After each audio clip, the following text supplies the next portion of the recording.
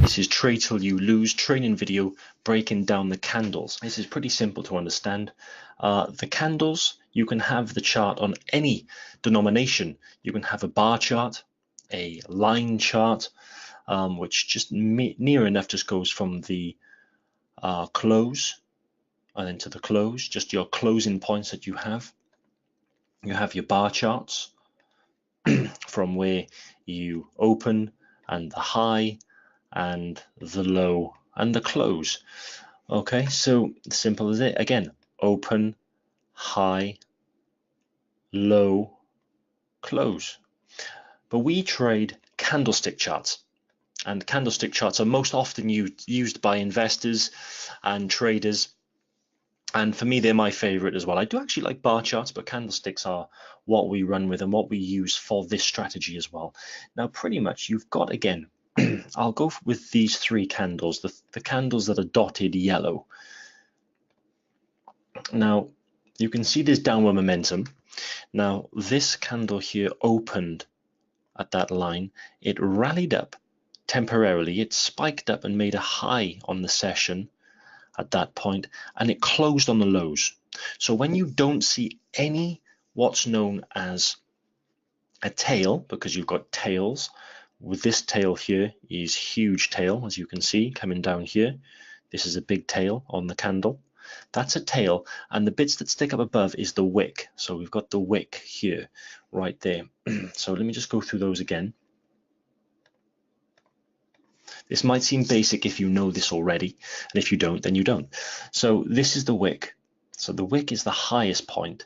The open is the top of the body of the candle, and the close is the bottom of the body of the candle, and then the low of the day is the tail. And now this candle has not got a tail, so then we'll go on to the next candle. As you can see, it opened here, it's only slightly traded higher on that wick there, and it made a low down here and closed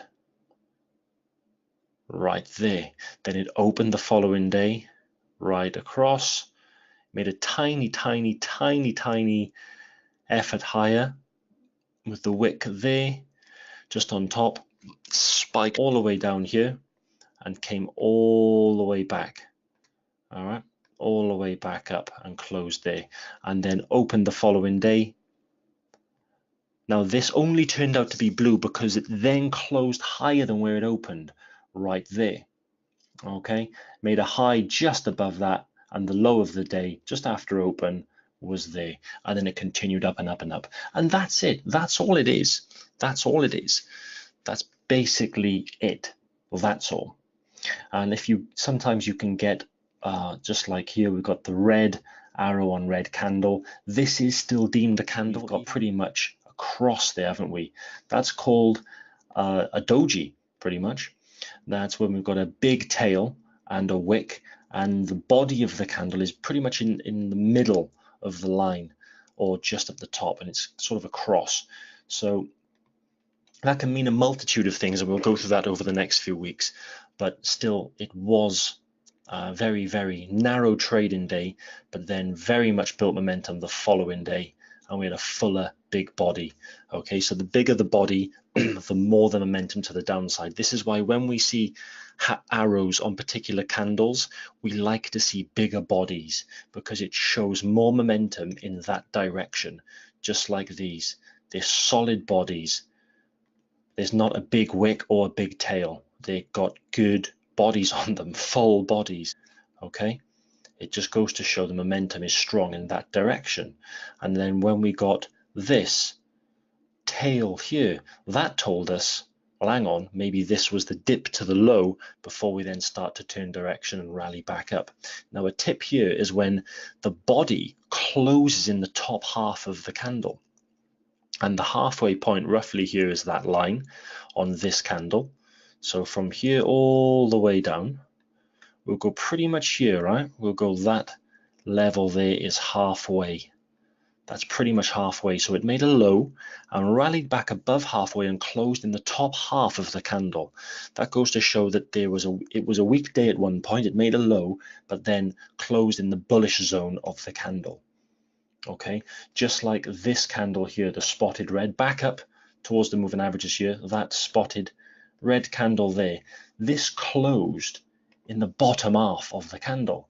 So the candle was this big and it closed there. It closed in the bottom half, actually in the bottom quarter of the candle. Yeah, the candle body was this big from high to low, actually high to low. It closed right there at the bottom, so that's in the bottom quarter. All right, that's even more bearish because it closed in the lower end. And that's pretty much it. As you can see now, we've got a breakout.